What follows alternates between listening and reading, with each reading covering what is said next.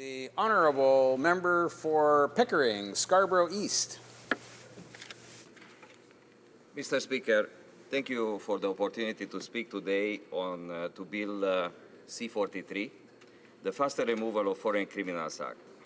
I am proud to stand in support of this bill and against the opposition amendments that try to gut this important bill. Over the past few months, the Government of Canada has put forward a number of initiatives aimed at bringing transformational change to this country's immigration system. In doing so, the government has two broad but complementary goals. First, we aim to foster an immigration system that can fill the significant labor shortages across the country and help us meet our economic needs more quickly and efficiently. A system designed to give newcomers the best possible chance to succeed.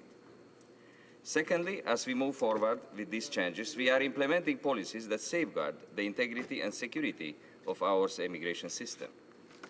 I believe that the security and integrity of the immigration system go hand in hand with that system's ability to best serve our society, our economy, and our country. Through Bill C-43, we are fulfilling a long-standing commitment to take action on a problem afflicting our immigration system.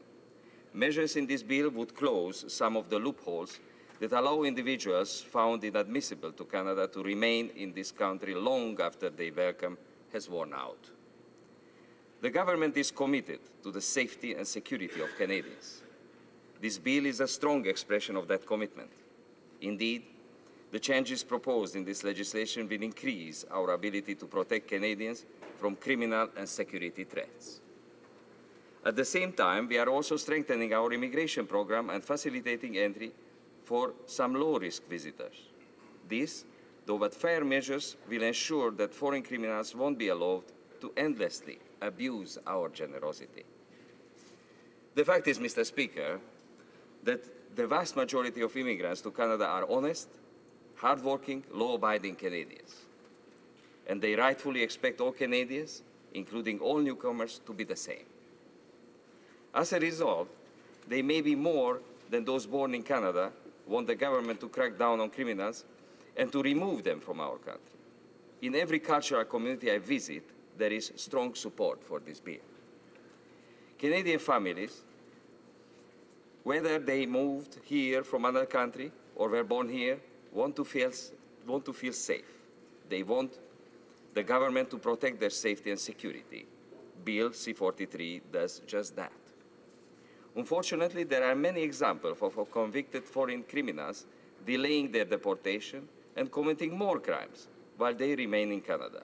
Murderers, drug traffickers, thieves, some of whom were on most wanted lists. Let me relate just two out of the countless examples. Go Wei-Wu, born in China, came to Canada as a student and gained permanent residency as a spouse in 1990.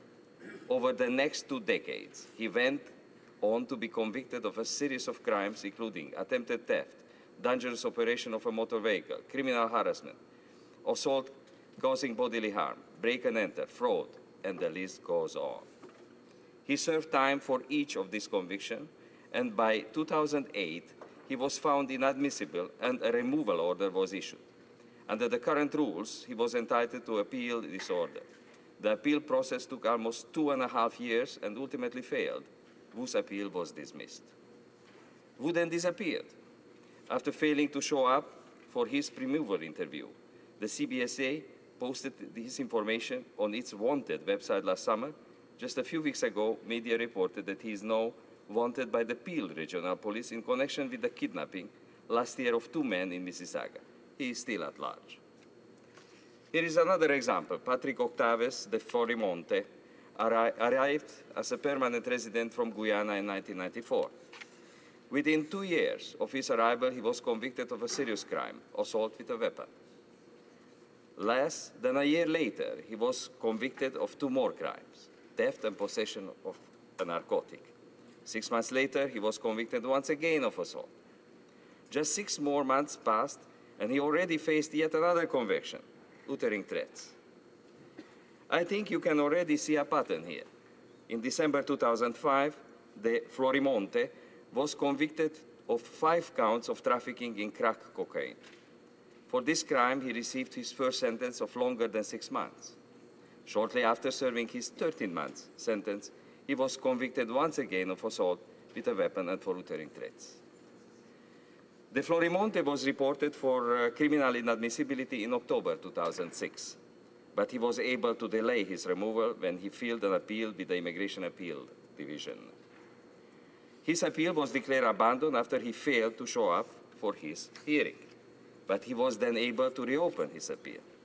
The IED ultimately dismissed his appeal, but he was able to further delay his removal once again when he asked the federal court to review his decision.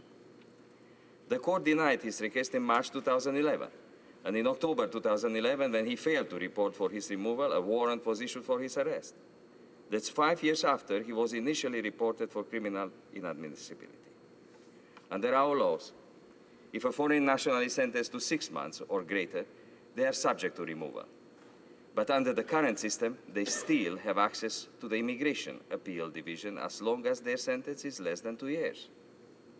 Another example, among many possible examples, is the case of an individual named Jackie Tran, born in Vietnam. He became a permanent resident in January 1993, when he was 10 years old. By his late teens, he had become known to law enforcement officials in Calgary and was first convicted at the age of 19 for cocaine trafficking. We attempted to deport him for 6 years, yet despite having a long criminal record as a gangster and a major drug trafficker, he had never received a sentence of more than 2 years less a day. Thanks to repeated appeals, he was able to continuously delay his deportation. He was first ordered deported in April 2004 and was not removed from Canada until March 2010. Another example would be Gheorghe Capra, with over 60 counts of fraud, conspiracy to commit fraud, etc., etc., with sentences ranging from 2 days to 2 years less a day, then a removal order given in 2003, and finally being removed in 2009. Under the current system, too many of these foreign criminals have been able to appeal deportation orders and extend their time in Canada following convictions. Serious criminals sentenced to imprisonment for any time less than 2 years have been able to delay or permanently set aside their removal orders. In fact, last year alone, 250 foreign criminals were able to appeal their deportation. As the president of the Canadian Police Association has said, 850 is too many. Mr. Speaker, the fact is that the current system needs to be fixed. Bill C-43 is doing just that. I will ensure that while foreign criminals receive due process, they do not receive endless process. It will ensure that serious foreign criminals are deported from Canada more quickly. And in doing that, it will help protect the safety and security of hardworking, law-abiding Canadians. I urge the NDP and Liberals to stop opposing this bill and to work with our Conservative government to ensure Bill C-43's speedy passage. Thank you very much, Mr. Speaker. Merci, Monsieur le Président. Et ça m'amuse beaucoup de voir l'esprit patriotique canadien des conservateurs qui aiment ce beau pays, le Canada. Mais dans ce beau pays qu'on adore tous, le Canada, il y a une charte canadienne des droits et libertés et il y a des principes fondamentaux, notamment les pouvoirs arbitraires et discrétionnaires dans les mains des ministres sont pas possibles. Et aussi, par exemple, le droit fondamental à un appel fait partie des valeurs canadiennes que les conservateurs adorent prendre dans leurs mains et montrer à tous les gens sur un plateau d'or. Donc, qu'est-ce qu'on pense de ces valeurs-là et qu'est-ce que les conservateurs ont à dire quand tout ce qu'on leur demande, c'est de respecter la Charte canadienne des droits et libertés, respecter la justice fondamentale et de ne pas traiter les réfugiés comme des criminels? Est-ce que c'est trop demandé? Est-ce que vous êtes prêts à abandonner et à violer les droits fondamentaux pour lesquels vos ancêtres se sont battus simplement pour de simples idéologies? Monsieur, j'aimerais que le député puisse répondre à la question. The honourable member for Pickering Scarborough East. I am thanking my colleague for that question, opposite. And I can answer that the Charter of Freedom and Rights is for Canadians. It is not for the criminals. And the fact is this one, Mr. Speaker, that we need to remove criminals from this country for the safety of our country. And it's very important things that we have a heavy cost to pay with the legislation. And if you are looking at this one, how much can afford the taxpayers to pay for removal of a criminal from this country for 6 or 7 or 8 years? That is a very important thing, and I invite my colleague to support Bill C-43, which is doing exactly that things, removing and saving money, saving money for our Canadian taxpayers. Thank you.